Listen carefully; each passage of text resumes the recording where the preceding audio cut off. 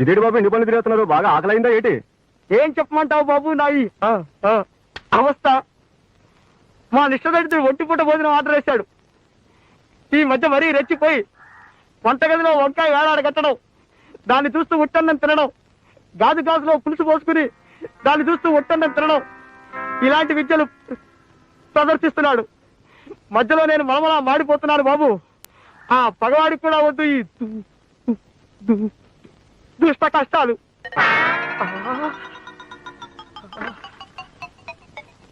తమరు పొలం వెళ్ళారని నేను పొలం వెళ్ళాననే నమ్మకంతో అడ్డమైన వాళ్ళకి నా మీద సాడీలు చెప్తావా? విన్నా, అన్నీ విన్నా. ప్రస్తుతం నీ జీతం ఎంతరా?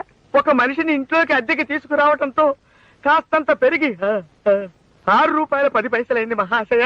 నా మీద చాడీలు చెప్పినందుకు నీ జీతంలో 6 రూపాయలు కోసేస్తున్నాను. పో.